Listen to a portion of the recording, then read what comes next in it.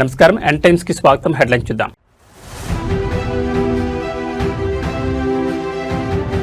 తప్పు చేస్తే బీసీ బిడ్డ, ఓట్ల కోసం మతమా? బండి సంజయ్పై ఎమ్మెల్యే కల్వకుంట్ల సంజయ్ విరుచుకుపాటు.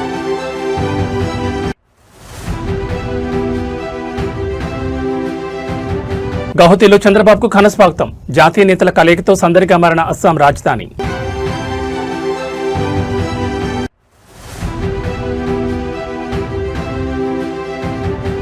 బాలల హక్కుల కమిషన్కు బీఆర్ఎస్ ఫిర్యాదు. విద్యా వ్యవస్థలో వైఫల్యాలపై సర్కార్ నిలదీసిన నేతలు.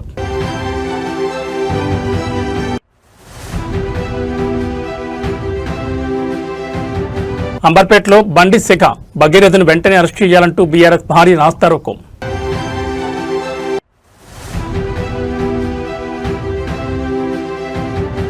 అస్సాం సీఎంగా హేమంత్ బిశ్వ శర్మ సెకండ్ ఇన్నింగ్స్. గౌహతిలో అట్టహాసంగా ప్రమాణ స్వీకారం. ఇక డీటెయిల్స్ చూస్తే కేంద్ర మంత్రి బండి సంజయ్ కుమారుడిపై వచ్చిన లైంగిక వేధింపుల ఆరోపణల వ్యవహారం ఇప్పుడు రాజకీయంగా పెనుదుమారం రేపుతోంది. ఈ ఘటనపై BRS MLA doctor Kalvakuntla Sanjay విరుచుకుపడ్డారు.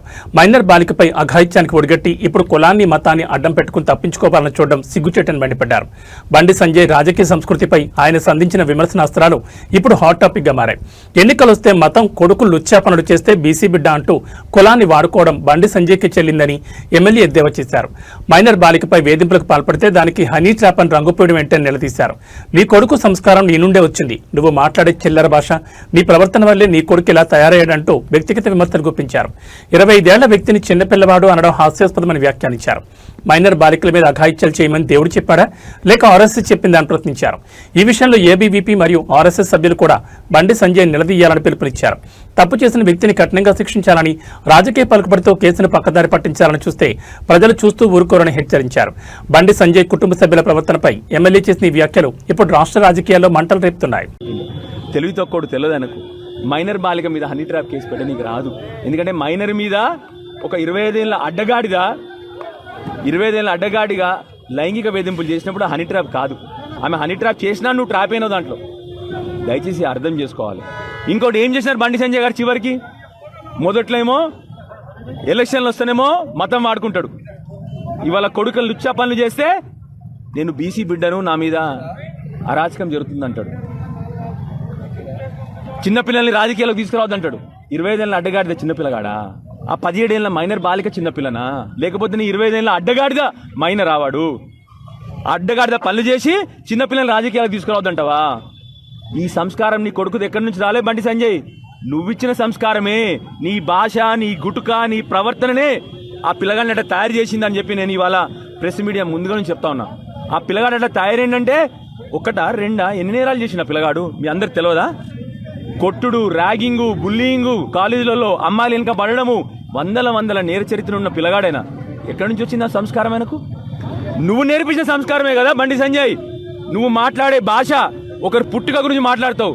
ఇవాళ ఏ పుట్టుక గురించి మాట్లాడతావు బండి సంజయ్? మరి చెప్పు, ఇవాళ ప్రజలకు చెప్పు. ఇవాళ చిన్నపిల్లల్ని రాజకీయాలకు తీసుకురావద్దని ఒక సెంటిమెంటు, ఆఖరికి మళ్ళొక సెంటిమెంట్. నిన్న ఎవరు నమ్మకండి నేను ఏబీవీపీ అని ఏడడం. ఏం దొంగ పనులు ఇవన్నీ? చేసే దొంగ పనులు. నీ ఏబీవీపీ చెప్పిందా ఈ పనులు చేసామని చెప్పి? నీ ఆర్ఎస్ఎస్ చెప్పిందా ఈ పనులు చేయమని చెప్పి? నేను దయచేసి నా ఏబీవీ మిత్రుల్ని, ఆర్ఎస్ఎస్ మిత్రుల్ని కూడా కోరుతా ఉన్నాను. నేను మీరు సమర్థిస్తా ఉన్నారా ఈయన? ఇవాళ నిలదీయండి. మీ అందరి ఇళ్లలో కూడా ఆడపిల్లలు ఉన్నారు కదా. ఒక మైనర్ బాలికకు జరిగిన అన్యాయం అని నిలదీయకపోతే రేపు పొద్దున ఎడిపోతుంది సమాజము. ఆంధ్రప్రదేశ్ ముఖ్యమంత్రి చంద్రబాబు నాయుడు అస్సాం పర్యటనలో ఉన్నారు. సోమవారం రాత్రి గౌహతి చేరుకున్న ఆయనకు అక్కడి ప్రభుత్వం మరియు అధికారులు ఘనస్వాగతం పలికారు. నేడు అస్సాం నూతన ముఖ్యమంత్రి ప్రమాణ స్వీకార కార్యక్రమంలో చంద్రబాబు పాల్గొనున్నారు. జాతీయ రాజకీయాల్లో కీలక నేతగా ఉన్న చంద్రబాబు పర్యటన ఇప్పుడు ఆసక్తికరంగా మారింది. అస్సాం రాజధాని గౌహతిలో ముఖ్యమంత్రి చంద్రబాబు నాయుడు పర్యటన కొనసాగుతోంది. సోమవారం రాత్రి ప్రత్యేక విమానంలో గౌహతి చేరుకున్న సీఎం చంద్రబాబుకి అస్సాం ప్రభుత్వ ప్రతినిధులు, ఉన్నతాధికారులు విమానాశ్రయంలో ఘనంగా స్వాగతం పలికారు. అస్సాం ముఖ్యమంత్రిగా బాధ్యతలు చేపట్టనున్న నేత ప్రమాణ స్వీకార మహోత్సవానికి చంద్రబాబు ప్రత్యేక అతిథిగా హాజరు కానున్నారు. ఈ సందర్భంగా పలువురు కేంద్ర మంత్రులు, ఇతర రాష్ట్రాల ముఖ్యమంత్రులతో కూడా ఆయన భేటీ అయ్యే అవకాశం ఉంది. దేశాభివృద్ధిలో ఏపీ పాత్రను వివరిస్తూనే పొరుగు రాష్ట్రాలతో సత్సంబంధాలను కొనసాగించే దిశగా చంద్రబాబు ఈ పర్యటనను కొనసాగిస్తున్నారు. నేడు కార్యక్రమం ముగిసిన అనంతరం ఆయన తిరిగి అమరావతికి బయలుదేరనున్నారు. ముఖ్యమంత్రి పర్యటన దృష్ట్యా గౌహతిలో కట్టుదిట్టమైన భద్రతా ఏర్పాట్లు చేశారు.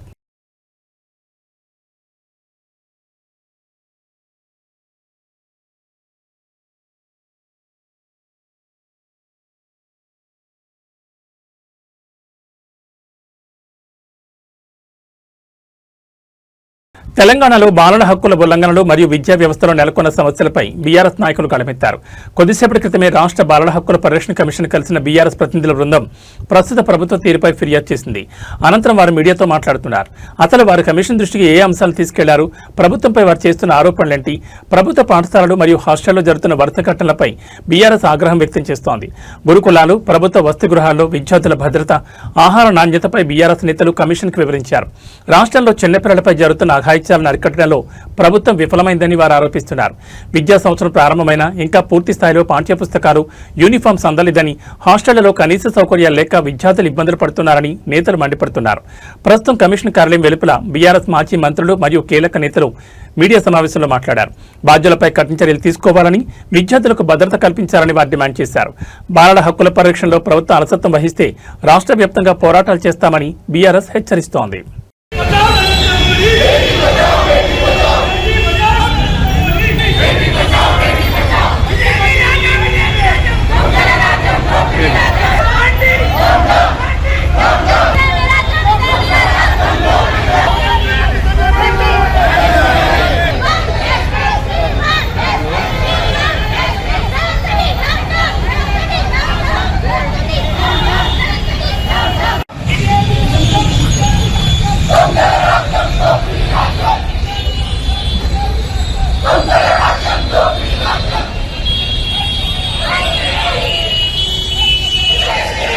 బండి సంజయ్ గారు, నీ కొడుకు మీద ఒక మైనర్ బాలికను రేప్ చేసిన అనే సెక్షన్ పెట్టింది.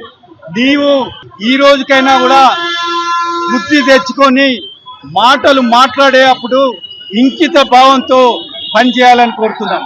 అదేవిధంగా రాష్ట్ర పోలీసును, ముఖ్యమంత్రిని మా పార్టీ తరఫున ఒకటి కోరుతున్నాం. నిష్పక్షపాతకంగా ఇన్వెస్టిగేషన్ చేయండి. ఎవరైతే మైనర్ బాలికను రేప్ చేసిండో అతనికి తగిన కారాగార శిక్ష విధించాలని మేము మా పార్టీ తరఫున కోరుతున్నాం.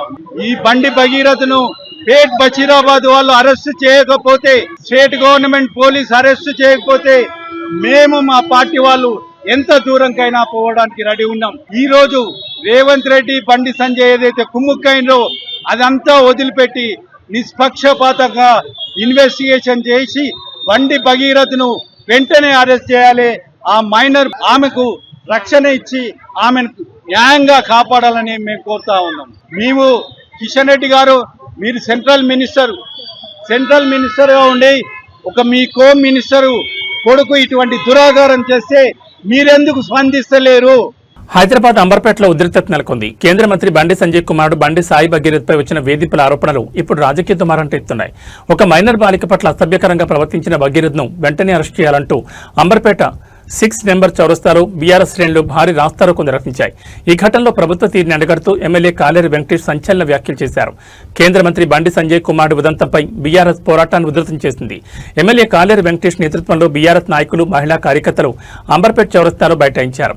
బండి సంజయ్ భగీరథ్కు వ్యతిరేకంగా ప్లకార్డులు ప్రదర్శిస్తూ నినాదాలు హోరెత్తించారు.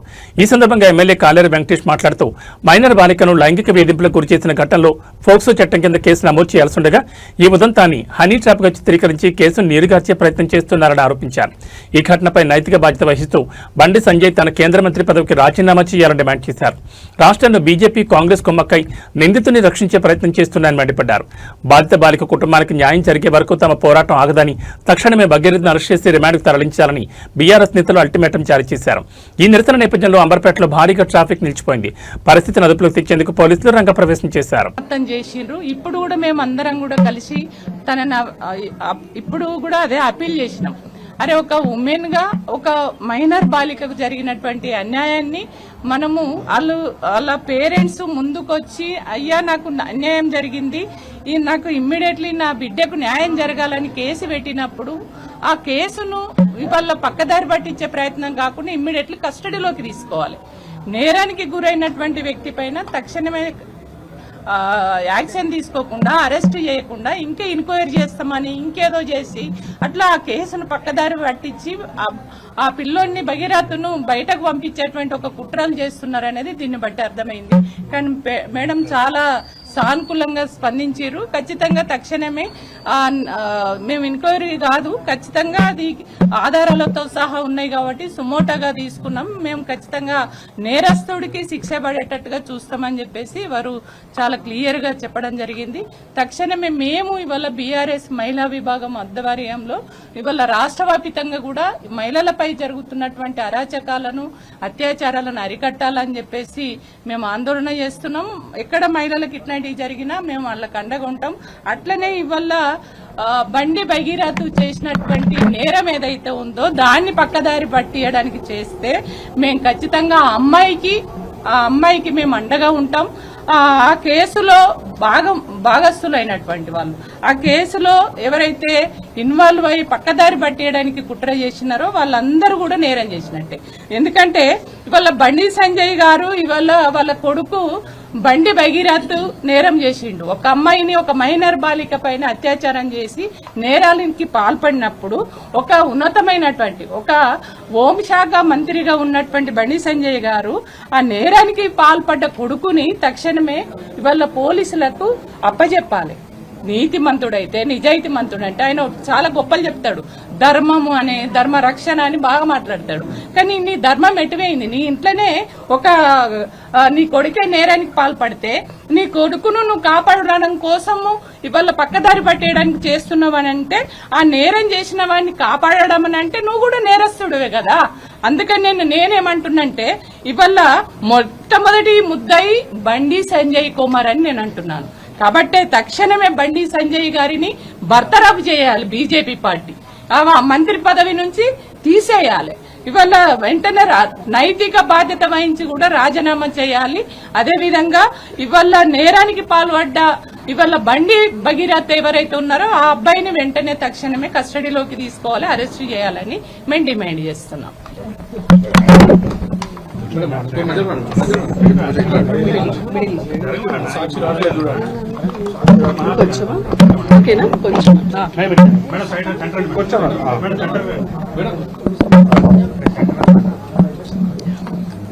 ఈరోజు మేమందరం కలిసి ఇక్కడ చైర్మన్ గారిని కలిసాము, సీతా దయాకర్ రెడ్డి గారు. Really we felt very happy to meet her. Because ఇక్కడ రాగానే మేము ఎప్పుడైతే మా గ్రీవెన్స్ చెప్పామో, మేము ఎందుకు వచ్చామనే విషయాన్ని చెప్పినప్పుడు మేడం చాలా మంచిగా సానుకూలంగా స్పందించారు. And she told that already ఎప్పుడైతే ఈ విషయం తెలిసిందో సండేనే తను వాళ్ళ ఆఫీస్ వాళ్ళందరికీ కూడా చెప్పారంట, ఖచ్చితంగా మండే రోజు స్పెషల్ బెంచ్ పెడదామని. యూజువల్లీ ఇక్కడ ఎవ్రీ వెనస్డే బెంచ్ ఉంటుంది, బట్ మండే వాళ్ళు సూమోటోగా బెంచ్ కండక్ట్ చేశారు, special bench. And already police వాళ్ళకు కూడా సమన్స్ పంపించారంట. సో మేము ఇచ్చిన లెటర్లో కూడా మేము చాలా క్లియర్ గా చెప్పాము, కావాలని చెప్పి పోక్సో చట్టం ప్రకారం ఏదైతే. అస్సాం ముఖ్యమంత్రిగా హిమంత బిశ్వ శర్మ మరోసారి బాధ్యతలు చేపట్టారు. గౌహతిలో అత్యంత వైభవంగా జరిగిన ప్రమాణ స్వీకార మహోత్సవంలో ఆయన రాష్ట్ర ముఖ్యమంత్రిగా ప్రమాణ స్వీకారం చేశారు. ఈ చారిత్రక ఘట్టానికి ఆంధ్రప్రదేశ్ ముఖ్యమంత్రి చంద్రబాబు నాయుడుతో పాటు పలువురు కేంద్ర మంత్రులు, వివిధ రాష్ట్రాల ముఖ్యమంత్రులు హాజరయ్యారు. అస్సాం రాజధాని గౌహతిలో జరిగిన ఈ కార్యక్రమం జాతీయ రాజకీయ ప్రముఖుల కలయితో సందడిగా మారింది. అస్సాం గవర్నర్ హిమంత బిశ్వ శర్మతో పదవీ ప్రమాణం చేయించారు. ఆయనతో పాటు పలువురు మంత్రులుగా బాధ్యతలు స్వీకరించారు. రాష్ట్ర అభివృద్ధిని మరింత ముందుకు తీసుకెళ్తానని ఈ సందర్భంగా ఆయన స్పష్టం చేశారు. ఏపీ ముఖ్యమంత్రి చంద్రబాబు నాయుడు ఈ వేడుకల్లో ప్రత్యేక ఆకర్షణగా నిలిచారు. హిమంత బిశ్వ శర్మకు ఆయన పుష్పగుచ్చం అందజేసి శుభాకాంక్షలు తెలిపారు. ఈ సందర్భంగా ఇరువురు ముఖ్యమంత్రులు రాష్ట్రాల మధ్య పరస్పర సహకారంపై కొద్దిసేపు చర్చించారు. ప్రమాణ స్వీకార కార్యక్రమం దృష్ట్యా గౌహతి నగరం అంతా పండగ వాతావరణం నెలకొంది. బీజేపీ అగ్రనేతలు, ఎన్డీఏ మిత్రపక్షాల నాయకులు పెద్ద ఎత్తున హాజరై హిమంత బిశ్వ శర్మకు అభినందనలు తెలిపారు. ఈ పర్యటన ముగించుకుని ముఖ్యమంత్రి చంద్రబాబు నాయుడు నేడు సాయంత్రం తిరిగి అమరావతికి చేరుకోనున్నారు. শ্রী হিমন্ত বিশ্ব শর্মা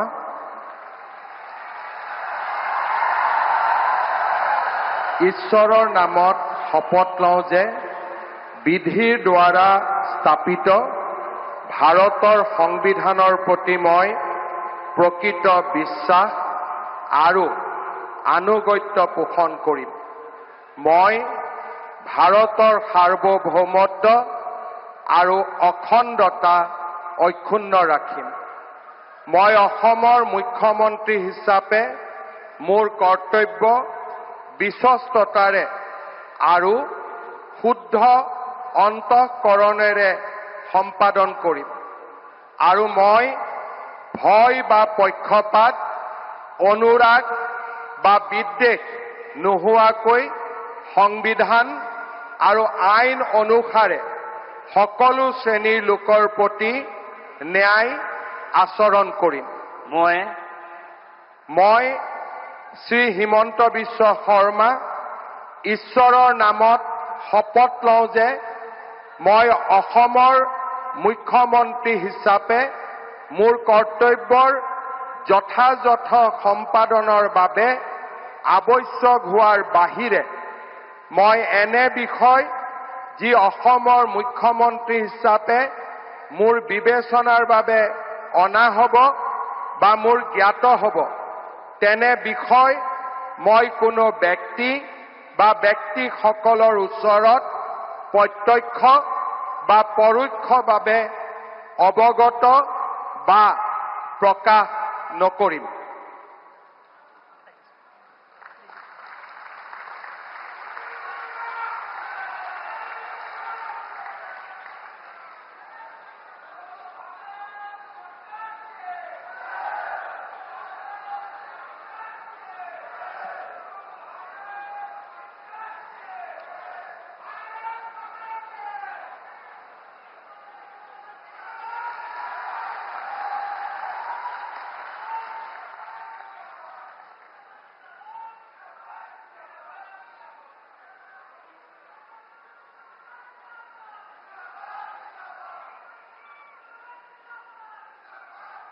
తమిళనాడు శాసనసభలో సరికొత్త శాఖ మొదలైంది. ముఖ్యమంత్రిగా బాధ్యతలు చేపట్టిన తర్వాత తొలిసారి సభలో అడుగుపెట్టిన విజయ్ తనదైన శైలిలో ప్రసంగించి అందరినీ ఆశ్చర్యపరిచారు. స్పీకర్ పదవికి ఉన్న చారిత్రక ప్రాముఖ్యతను వివరిస్తూనే సభలో హాస్యాన్ని పండిస్తూ అందరి ముఖాల్లో చిరునవ్వులు పూయించారు. రాజకీయాల్లో ప్రత్యర్థులైనా సభలో గౌరవం ఎలా ఉండాలో ఆయన చేసి చూపించారు. తమిళనాడు 17వ శాసనసభ తొలి సమావేశాల్లో సీఎం విజయ్ ప్రసంగం హైలైట్ గా నిలిచింది. నూతన స్పీకర్గా ఎన్నికైన జేసీడీ ప్రభాకర్ ని ఉద్దేశించి విజయ్ మాట్లాడారు. స్పీకర్ పదవి కేవలం ఒక కుర్చీ కాదని అది ప్రజాస్వామ్య దేవాలయానికి అత్యున్నత పీఠమని ఆయన అభివర్ణించారు. సభలో క్రమశిక్షణ, గౌరవం స్పీకర్ స్థానంతోనే మొదలవుతాయని గుర్తు చేశారు. తన ప్రసంగం మధ్యలో అప్పుడప్పుడు సెటైర్లు వేస్తూ చమత్కరిస్తూ సభలో ఆహ్లాదకర వాతావరణాన్ని కల్పించారు. సాధారణంగా గంభీరంగా సాగే అసెంబ్లీ సమావేశాల్లో విజయ్ మార్క్ హ్యూమర్ అందరినీ ఆకట్టుకుంది. అసెంబ్లీని ప్రజాస్వామ్యానికి గుండెకాయగా పేర్కొంటూ ఇక్కడ జరిగే చర్చలు ప్రజల జీవితాలను మార్చేవిగా ఉండాలని ఆకాంక్షించారు. తన ప్రభుత్వం పారదర్శకతకు, సామాజిక న్యాయానికి పెద్దపీట వేస్తుందని మరోసారి స్పష్టం చేశారు. ముఖ్యమంత్రిగా విజయ్ తన తొలి ప్రసంగంతోనే అటు అధికార పక్షాన్ని ఇటు ప్రతిపక్షాన్ని మెప్పించి అసెంబ్లీలో సక్సెస్ఫుల్ ఎంట్రీ ఇచ్చారు. பாராளுமன்றத்தின் கருத்தை மன்னரிடம் சொல்ல வேண்டியவர் ஸ்பீக்கர். அதற்கு துணிவு வேண்டும். சில பணிகளை செய்வதற்குத்தான் பாராளுமன்றத்தின் அனுமதி வேண்டுமே தவிர அந்த ராஜ்யத்தில் உள்ள எந்த பிரஜைக்கும் மரண தண்டனை விதிக்கும் அதிகாரம் மன்னருக்கு உண்டு. தான் விரும்பியதை பாராளுமன்றம் நிராகரித்து விட்டது என்று சொல்லும் ஸ்பீக்கருக்கு மரண தண்டனை விதிக்கும்படி ஆணையிடுவார். தலையை வெட்டி விடுங்கள் என்று ஆணையிடுவார்கள். இது பலமுறை நடந்ததால் யாருமே இந்த ஸ்பீக்கர் பதவிக்கு வர விரும்ப மாட்டார்கள். எனவே புதிதாக பாராளுமன்றம் அமையும் போது ஸ்பீக்கர் பதவிக்கு ஒருவர் அறிவிக்கப்பட்டவுடன் அவர் உடனே தலை தப்பித்தால் போதும் என்று ஓட்டம் பிடிப்பார். அணை முன்னவரும் எதிர்க்கட்சி தலைவரும் அவரை தடுத்து நிறுத்தி அவர் கைகளை பிடித்து இழுத்து வந்து ஆசனத்தில் அமர வைப்பார்கள். இதுதான் அந்த காலத்தில் இருந்து வந்த மரபு. ஜனநாயக முறை ஏற்பட்ட பிறகும் இம்மரபு தொடர்கிறது. நிச்சயமாக தமிழக வெற்றி கழக உறுப்பினர்கள் அனைவருமே உங்களுக்கு உதவிகரமாகவே இருப்பார்கள் என்கிற வாக்குறுதியை மக்களால் நடத்தும் ஆட்சி மக்களாட்சி என்றார் அமெரிக்க முன்னாள் குடியரசுத் தலைவர் திரு ஆப்ரஹாம் லிங்கன். இன்றைக்கு அமைந்துள்ள மக்களாட்சி மலர்வதற்கு மக்களிடம் உள்ள பெரும் எதிர்பார்ப்பு, அவர்களுடைய எதிர்பார்ப்புகளை இப்பேரவையின் கவனத்திற்கு கொண்டு வந்து அதனை செயல்படுத்துவதற்கான திட்டங்களை, சட்டங்களை அமல்படுத்த வேண்டிய பொறுப்பு இப்பேரவைக்கு உள்ளது. அதிகமான மக்கள் அதிக நன்மைகளை இந்த ஆட்சி காலத்தில் நன்மை பெற்றுள்ளார்கள் என்கிற வகையில் நம்முடைய செயல்பாடுகள் அமைய வேண்டும். இங்கே அனைவரும் சமம்.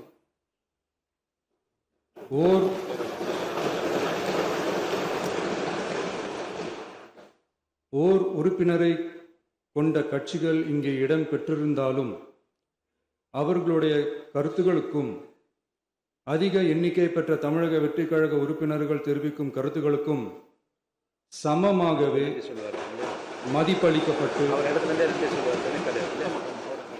நல்லவை ஏற்கப்பட்டு அல்லவை நிராகரிக்கப்பட்டு ஜனநாயகத்தின் இதயமாகவும் மூளையாகவும் இப்பேரவை செயல்பட வேண்டும்.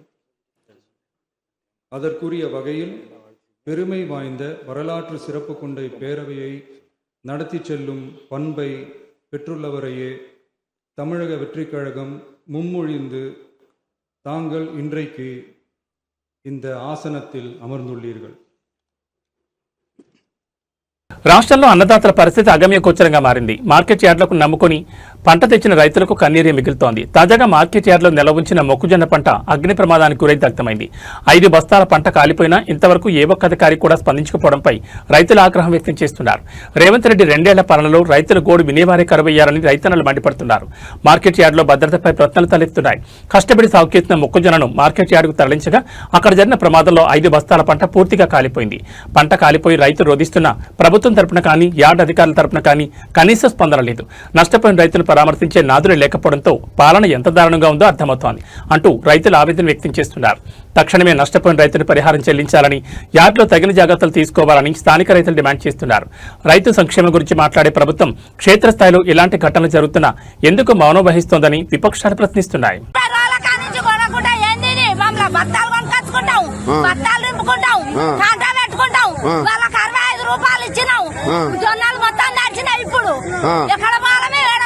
గత ప్రభుత్వం ఉన్నప్పుడు బత్తాలు కొనుక్కొచ్చుకుర్రా మీరు?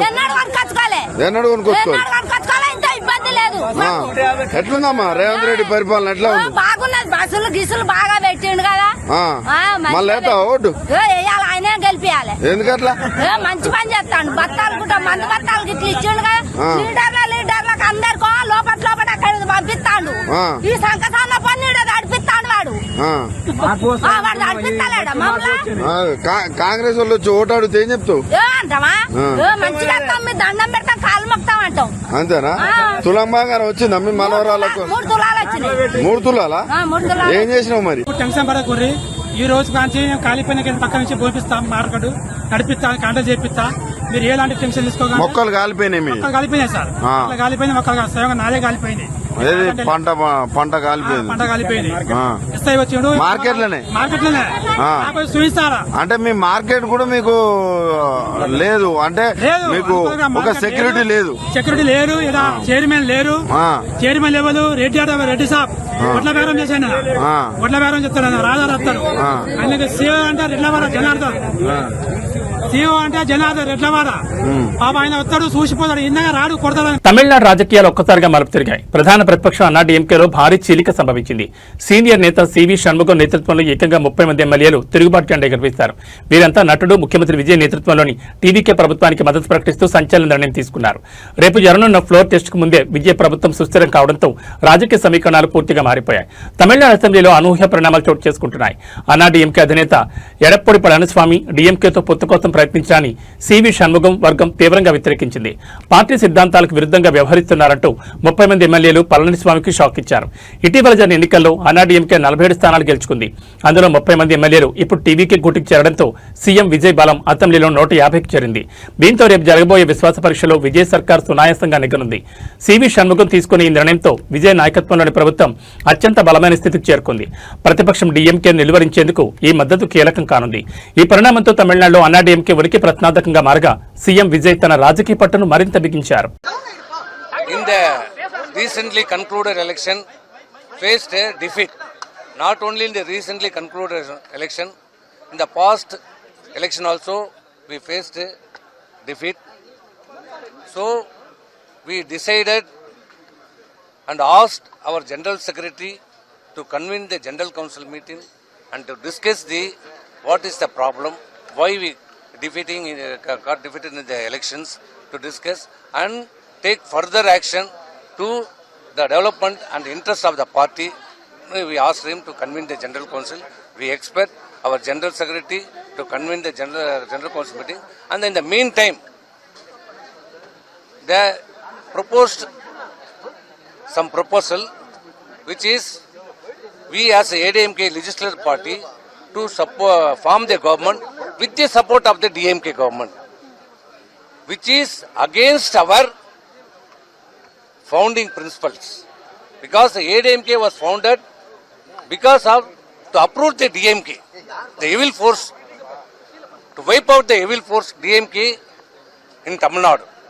That is the only and foremost aim of the ADMK, which is now founded by our Dr. MGR and which was saved and protected by my Amma. But now some proposal which is against our principle, basic principle of our party. To align with the DMK, we are not, our legislative parties and party men are against to that proposal. We opposed. So, and our legislative party in the meeting, we take a decision. It is against our party interest. If we align with the DMK, ADMK will be wiped out in future. So, we are against. So, we are as a legislature party passed a resolution to against that proposal, and also legislative party as a majority member elected Thiru SP Velumani as a floor leader as a ADMK floor leader, and also దక్షిణ భారతాన ప్రముఖ పుణ్యక్షేత్రంగా వెలుగొందుతున్న జగిత్యాల జిల్లా కొండగట్టు శ్రీ ఆంజనేయ స్వామి ఆలయం ఆధ్యాత్మిక శోభతో విరాజిల్లుతోంది. హనుమాన్ పెద్ద జయంతి ఉత్సవాల సందర్భంగా కొండగట్టు క్షేత్రం కాషాయమైంది. సోమవారం నుంచి ప్రారంభమైన ఈ ఉత్సవాల్లో భాగంగా స్వామివారికి విశేష పూజా కార్యక్రమాలు నిర్వహిస్తున్నారు. అంజన్న కొలువై ఉన్న కొండగట్టు గిరులు భక్తుల నామస్మరణతో మారుమోగుతున్నాయి. ఉత్సవాల్లో భాగంగా ఆలయ వేద పండితులు శాస్త్రోక్తంగా హోమం, సుందరకాండ పారాయణం నిర్వహించారు. తెల్లవారుజాము నుంచే స్వామివారికి పంచామృత అభిషేకాలు, సహస్ర నామార్చన వంటి ప్రత్యేక పూజలు అత్యంత భక్తి శ్రద్ధలతో జరిగాయి. హనుమాన్ దీక్షాధారణ చేసిన భక్తులు వేలాదిగా తరలిరావడంతో కొండగట్టు పరిసరాలన్నీ కాషాయ వర్ణంతో నిండిపోయాయి. స్వామివారిని దర్శించుకుని తమ మొక్కులు చెల్లించుకునేందుకు భక్తులు బారులు తీరారు. ఆలయ స్థానాచార్యులు, ప్రధాన అర్చకులు మరియు వేద పండితుల పర్యవేక్షణలో ఈ క్రతువులన్నీ వైభవంగా సాగుతున్నాయి. భక్తులకు ఎలాంటి ఇబ్బందులు కలగకుండా ఆలయ అధికారులు అన్ని ఏర్పాట్లు పూర్తి చేశారు. జయంతి ఉత్సవాల నేపథ్యంలో కొండగట్టు అంజన్న దర్శనం కోసం తెలుగు రాష్ట్రాల నుంచే కాకుండా పొరుగు రాష్ట్రాల నుంచి కూడా భక్తులు భారీగా తరలివస్తున్నారు.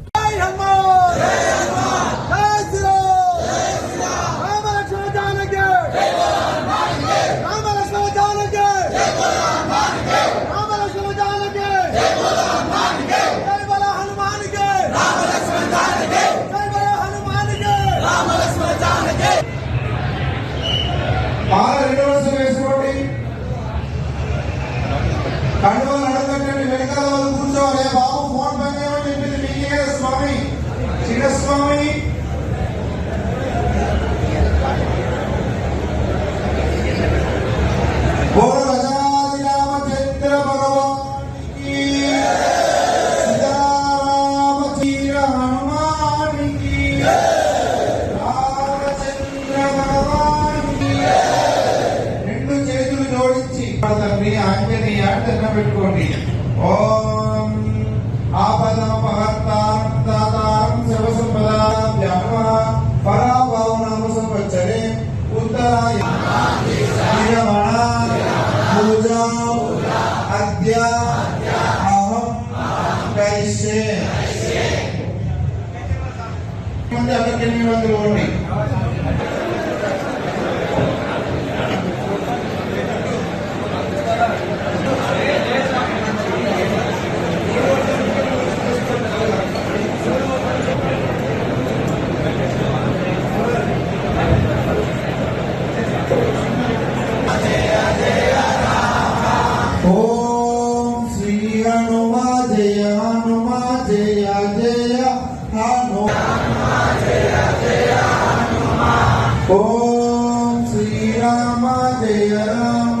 సినీ నటి తమన్నా భాటియా ఆధ్యాత్మిక బాట పట్టారు. మధ్యప్రదేశ్లోని ప్రముఖ జ్యోతిర్లింగ క్షేత్రం ఉజ్జయిని మహాకాళేశ్వర ఆలయాన్ని ఆమె ఈరోజు సందర్శించారు.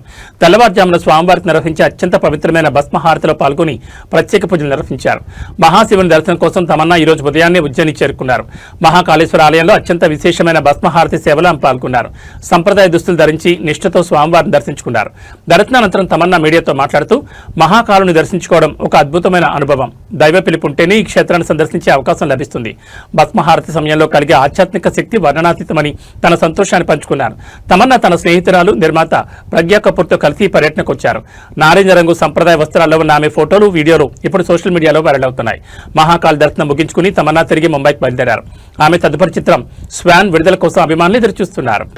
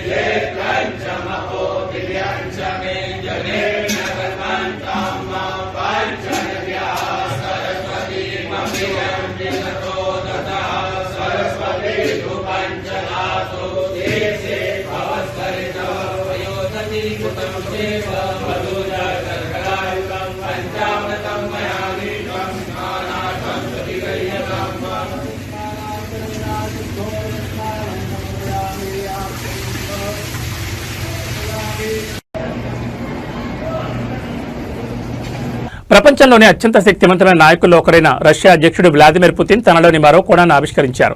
అధికార దర్పం పక్కన పెట్టి తన చిన్ననాటి ఉపాధ్యాయుల పట్ల అపారమైన గౌరవం చాటుకున్నారు. మాస్కోలో జరిగిన విజయ దినోత్సవ పరేడ్కు ఆమెను ప్రత్యేకంగా ఆహ్వానించడమే కాకుండా తన అధికారిక లిమోజిస్ కార్లో స్వయంగా ఆమెను పక్కన కూర్చోబెట్టుకుని తిప్పారు. రష్యాలో ఏటా ఘనంగా నిర్వహించే విక్టరీ డే వేడుకల్లో ఈ అరుదైన దృశ్యం చోటు చేసుకుంది. పుతిన్ తన పాఠశాల రోజుల్లో పాఠాలు చెప్పిన ఉపాధ్యాయుల్ని మాస్కోకు అతిథిగా ఆహ్వానించారు. కేవలం పరేడ్ చూడటమే కాకుండా కొన్ని రోజుల పాటు అక్కడే ఉండి ఆతిథ్యం స్వీకరించాలని కోరారు. పరేడ్ ముగిసిన అనంతరం పుతిన్ తన అత్యాధునిక లిమోజిన్ కారులో ఆమెను స్వయంగా తీసుకెళ్లారు. ఒక దేశాధినేత తన గురువు కోసం కారు తలుపు తీసి స్వయంగా తోడుగా వెళ్లడం అక్కడ ఉన్న వారందరినీ ఆకట్టుకుంది. వాస్తవానికి పుతిన్ తన టీచర్ను ఎప్పుడు మర్చిపోలేదు. ఆమె ఇజ్రాయెల్లో ఉన్న సమయంలో ఆమెకు ఒక ఇంటిని కూడా కొనిచ్చినట్లు గతంలో వార్తలు వచ్చాయి. ఇప్పుడు మరోసారి బహిరంగంగా తన కృతజ్ఞతా భావాన్ని చాటుకున్నారు. ఎంత ఎదిగినా ఒదిగి ఉండాలనే సూత్రానికి పుతిన్ చేసిన ఈ పని నిదర్శనంగా నిలిచింది. ఈ వీడియో ప్రస్తుతం అంతర్జాతీయ మీడియాలో వైరల్ అవుతోంది.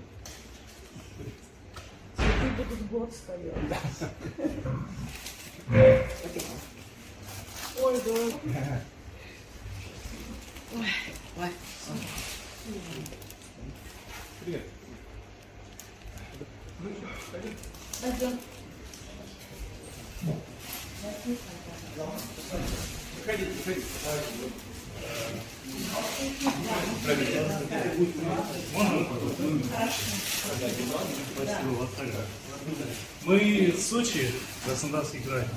Приехали, да, вот на машине приехали. Да. Тепло? Там уезжали холодно, сюда приехали опять холодно.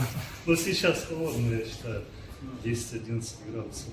Нам нигде не должно быть холодно. Нам везде должно быть комфортно. Да, конечно, Владимирович, да, понравилось, очень понравилось. Обожаем Москву. Да, мы приезжаем 3 года. Да. Пойдем. А сюда? Да. Не надо, я сама. Аккуратно, да? Я, Дмитрий, там ручка слева, возьмите, пожалуйста. Вот, Спасибо. А вы на автобусе? Хорошо, конечно, без проблем, да.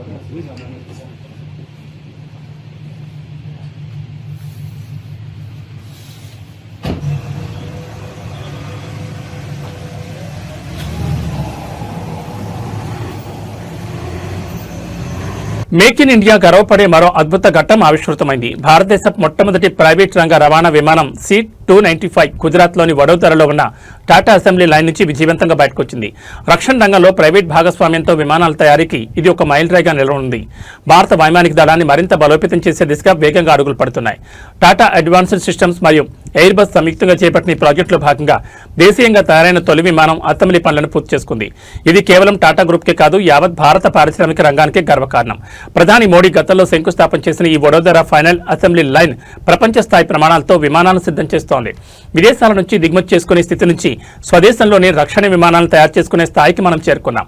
పాతకాలపు ఆవ్రో విమానాల స్థానంలో ఈ C-295 విమానాలు చేరనున్నాయి. ఇవి సైనిక రవాణా, పారాట్రూపింగ్ మరియు విపత్తుల సమయంలో అత్యంత కీలకంగా వ్యవహరించనున్నాయి. ఈ విమానం త్వరలోనే గగనతల పరీక్షలు ముగించుకుని అధికారికంగా భారత వైమానిక దళంలో చేరనుంది. ఇది రక్షణ రంగంలో ఆత్మనిర్భర భారత్ లక్ష్యానికి బలమైన పునాది.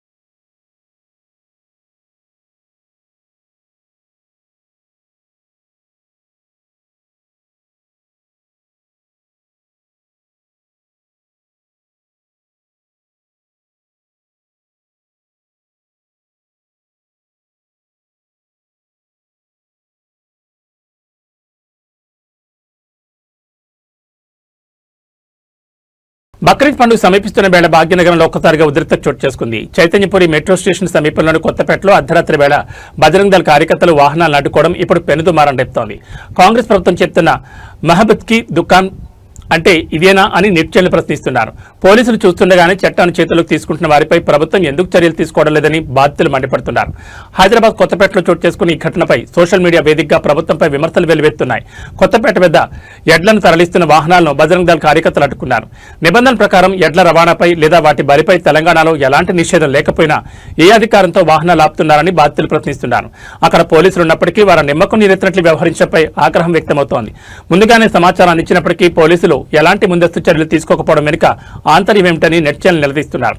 కేవలం ముస్లింలపైనే చర్యలు తీసుకుంటూ చట్టాన్ని చేతుల్లోకి తీసుకునే బజరంగ్ దళ్ కార్యకర్తలకు ఫ్రీ హ్యాండ్ ఇస్తున్నారా అని ముఖ్యమంత్రి రేవంత్ రెడ్డిని సోషల్ మీడియా వేదికగా ప్రశ్నిస్తున్నారు. కాంగ్రెస్ నేతల మౌనం తెలంగాణలో సాఫ్ట్ హిందుత్వ రాజకీయాలకు నిదర్శనమని విమర్శలు వస్తున్నాయి. ఈ మొత్తం వ్యవహారంపై జాతీయ నేతలు రాహుల్ గాంధీ, ప్రియాంక గాంధీలను ట్యాగ్ చేస్తూ తెలంగాణలో జరుగుతున్న ఈ పరిణామాలపై స్పందించాలని బాధితులు కోరుతున్నారు. పండగ వేళ శాంతి భద్రతలకు విఘాతం కలగకుండా చూడాల్సిన బాధ్యత ప్రభుత్వంపై ఉందని, మరి ఈ వివాదంపై రేవంత్ సర్కార్ ఎలా స్పందిస్తుందో వేచి చూడాలి.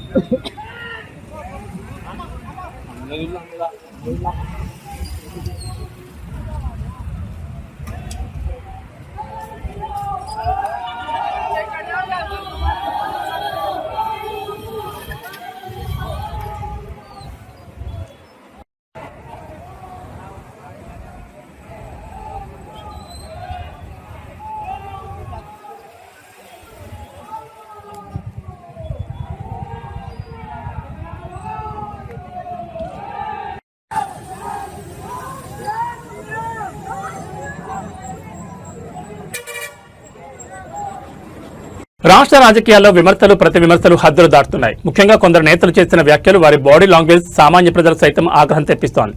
తాజాగా ఒక బీజేపీ నేత చేసిన వ్యాఖ్యలపై సోషల్ మీడియా వేదికగా నెట్జన్లు నిప్పులు చెరుతున్నారు. ఖండించాలనిపిస్తే ఖండిస్తా, లేకపోతే లేదు అన్నట్లుగా సాగిన ఆ నేత తీరుపై సామాన్యులు తమదైన శైలిలో స్పందిస్తున్నారు. ప్రజాస్వామ్యంలో జవాబుదారీతనం ఉండాల్సిన నేతలు అహంకారంతో మాట్లాడుతున్నారని ప్రజలు మండిపడుతున్నారు. మేధావిలా మాట్లాడుతున్నారని భ్రమపడుతున్నారే తప్ప అందులో విషయం లేదంటూ నెట్జన్లు సదరు నేతను ఉద్దేశించి కామెంట్ చేస్తున్నారు. ఏసీ రూముల్లో కూర్చొని ఇలాంటి మాటలు మాట్లాడడం కాదు, ప్రజల మధ్యకు వచ్చి మాట్లాడితే అసలు విషయం అర్థమవుతుందని హెచ్చరిస్తున్నారు. రాజకీయాల్లో కనీస సంస్కారం కరువైందని, తప్పును తప్పు అని చెప్పడానికి కూడా కండిషన్లు పెట్టడం ఏమిటని ప్రశ్నిస్తున్నారు. బీజేపీ నేతల ప్రవర్తన రోజు రోజుకు దిగజారిపోతోందని విమర్శలు వెల్లువెత్తున్నాయి. సదరు నేత తీరుని ఎండగడుతూ సోషల్ మీడియాలో మీమ్స్ మరియు పోస్టులు వైరల్ అవుతున్నాయి. ప్రజల సమస్యల మీద కంటే తమ అహాన్ని చాటుకోవడానికి కొందరు నేతలు ప్రాధాన్యత ఇస్తున్నారని ఆరోపిస్తున్నారు.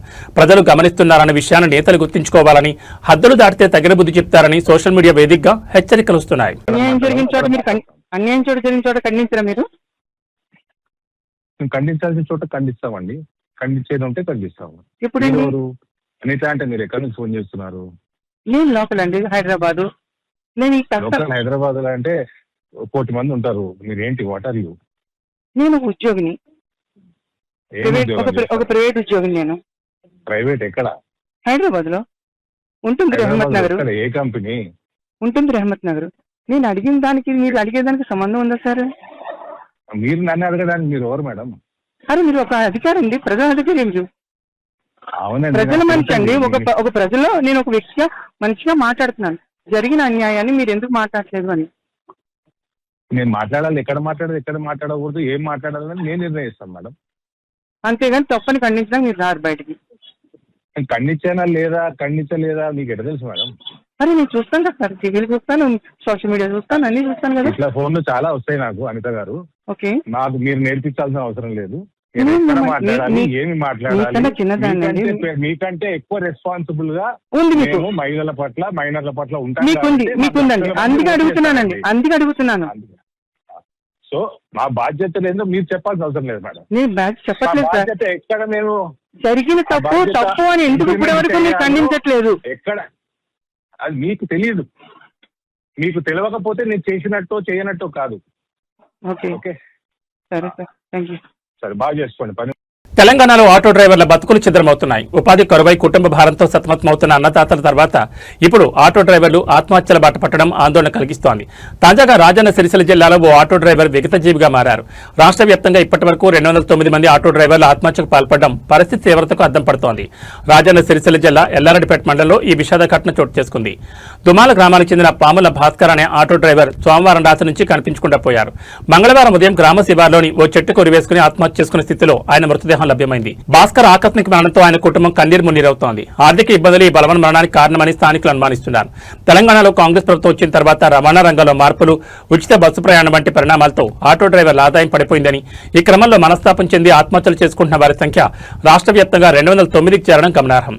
వరుస ఆత్మహత్యలు జరుగుతున్నా ప్రభుత్వం తమను ఆదుకోవడం లేదని ఆటో డ్రైవర్ల సంఘాలు మండిపడుతున్నాయి. పోలీసులు కేసు నమోదు చేసుకుని దర్యాప్తు చేస్తున్నారు.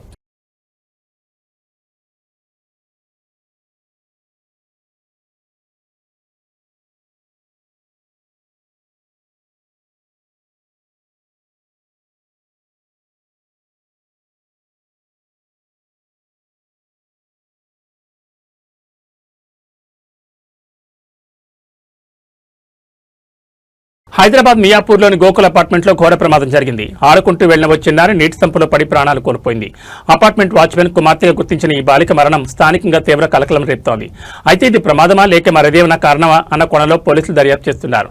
గోకుల్ అపార్ట్మెంట్లో చోటు చేసుకున్న ఈ ఘటనపై అనేక అనుమానాలు వ్యక్తమవుతున్నాయి. అపార్ట్మెంట్ వాచ్మెన్ కుమార్తె ప్రమాదవశాత్తు నీటి సంపులో పడిపోయింది. ఆ సమయంలో సంపు మూత తెరిచి ఉండడంతోనే ఈ ప్రమాదం జరిగినట్లు ప్రాథమికంగా తెలుస్తోంది. కళ్ల ముందే తిరుగుతున్న కూతురు విగతజీవిగా మారడంతో తల్లిదండ్రులు కన్నీరు మున్నీరవుతున్నారు. అయితే తన కుమార్తె మృతిపై తమకు అనుమానాలున్నాయని, దీనిపై సమగ్ర విచారణ జరపాలని వారు పోలీసులను కోరుతున్నారు. సమాచారం అందుకున్న మియాపూర్ పోలీసులు ఘటనా స్థలాన్ని చేరుకుని మృతదేహాన్ని స్వాధీనం చేసుకున్నారు. కేసు నమోదు చేసిన పోలీసులు అపార్ట్మెంట్లోని సీసీటీవీ ఫుటేజ్ను పరిశీలిస్తున్నారు. అపార్ట్మెంట్ యాజమాన్యం నిర్లక్ష్యం ఉందా అనే కోణంలోనూ విచారణ కొనసాగుతోంది. నిర్లక్ష్యం కారణంగా ఒక నిండి ప్రాణం బలైందని స్థానికులు ఆగ్రహం వ్యక్తం చేస్తున్నారు. ఇక్కడ చూసుకుంటే గట్టిగా చెప్పాలి. నమస్కారం, నా పేరు గూగుల్లో చెర్నగూడ. నేను భద్రాద్రి కొత్తగూడెం జిల్లా టెకుల్పల్లి మండలం మధురాతరం నుంచి వచ్చాను సార్. గత 10 సంవత్సరాల నుంచి ఈ హైదరాబాద్ గోకుల్ ఫ్లాట్ 90+ జీవిస్తున్నాను సార్. నా చిన్న అమ్మాయి 10 సంవత్సరాలు నేను రెంట్ ఉంటున్నాను సార్. నా చిన్న అమ్మాయి 8 రోజుల క్రితం ఇక్కడ వాచ్మెన్కి వచ్చాం సార్. బిల్డింగ్ పేరు Shri Sai residency sir. Shri Sai residency sir. ఇక్కడ వచ్చిన తర్వాత మా 10 సంవత్సరాల తర్వాత ఇక్కడ ఉంటున్నాం సార్. ఇక్కడ 8 రోజుల క్రితమే శ్రీ సాయి రెసిడెన్సీకి ఇక్కడ వచ్చాం సార్. వచ్చిన తర్వాత మా పాప, చిన్న పాప, నాకు 3 పిల్లలు సార్. చిన్న పాప నాకు అనుమానాస్పదంగా సంపులో పడిపోయి నా చిన్న పాప చనిపోయింది సార్. ఎలా జరిగిందనేది చూపిద్దామంటే బిల్డింగ్ ఓనర్ సహకరించట్లేదు సార్. కెమెరా కింద తిప్పేస్తున్నారు సార్. చూపించమంటే చూపించట్లేదు సార్. పోలీసులు కూడా బిల్డింగ్ ఓనర్కే సహకరిస్తున్నారు. ఖమ్మం జిల్లాలో అర్ధరాత్రి పెను విషాదం చోటు చేసుకుంది. మేకల తాండా సమీపంలో 2 లారీలు ఎదురెదురుగా ఢీక్కుని ఘటనలో భారీ అగ్ని ప్రమాదం సంభవించింది. ఈ ప్రమాదంలో 2 వ్యక్తులు లారీ క్యాబిన్లో నుంచి చిక్కుకుపోయి సజీవ దహనమయ్యారు. బొగ్గులోడుతో ఉన్న లారీ కావడంతో మంటలు క్షణాల్లో వ్యాపించి భయానక వాతావరణం నెలకొంది. ఖమ్మం జిల్లా కూసుమంచి మండలం మేకల తాండా వద్ద ఈ ఘోర ప్రమాదం జరిగింది.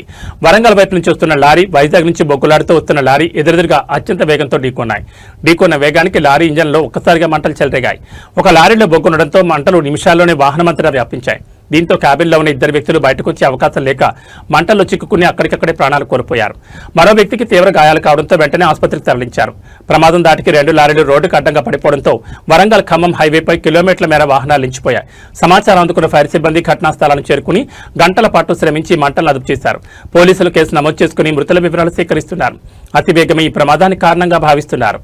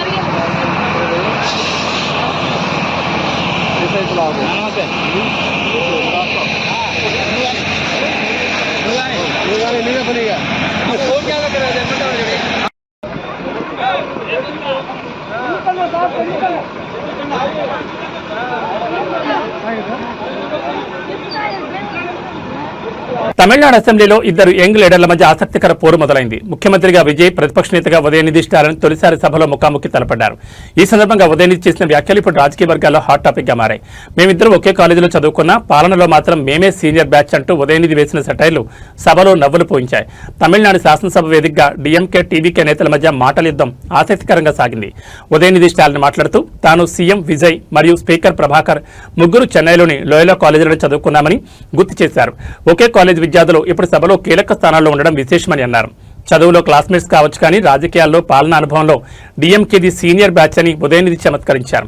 విజయ్ ప్రభుత్వానికి తాము పాలన నేర్పించడానికి తమ అనుభవాన్ని పంచుకోవడానికి సిద్ధంగా ఉన్నామని పేర్కొన్నారు. రాజకీయంగా విభేదాలు ఉన్నప్పటికీ తమిళనాడు రాష్ట్ర ప్రయోజనాల కోసం, అభివృద్ధి కోసం ప్రభుత్వం తీసుకునే మంచి నిర్ణయాలకు తమ మద్దతు ఉంటుందని, అదే సమయంలో తప్పులను ఎండగట్టడంలో వెనుకాడబోమని ఉదయనిధి స్పష్టం చేశారు. ముఖ్యమంత్రి విజయ్ కూడా ఉదయనిధి వ్యాఖ్యలకు చిరునవ్వుతో స్పందించడం సభలో ఆహ్లాదకర వాతావరణాన్ని నింపింది. ఈ ఇద్దరు వారసుల మధ్య సాగే రాజకీయం రాబోయే రోజుల్లో ఇంకెన్ని మలుపులు తిరుగుతుందో చూడాలి. அவர்களும் மாண்புமிகு முதலமைச்சர் அவர்களும் இன்னைக்கு எதிர்க்கட்சி தலைவராக இருக்கிற நானும் ஒரே காலேஜில் படிச்ச ஓல்டு ஸ்டூடெண்ட். ஒரே காலேஜில் நாம படிச்சிருந்தாலும் அரசாங்கத்தை நடத்துறதுல திமுக தான் சீனியர் பேட்ச். அது உங்களுக்கு தெரியும். 1967 ஆட்சிக்கு வந்தது திமுக தான். நாங்கள் தான் சீனியர்ஸ். அந்த அடிப்படையில் எங்களுடைய நாலேஜையும் எக்ஸ்பீரியன்ஸையும் நாங்கள் ஷேர் பண்ணிக்க ரெடியாக இருக்கோம்.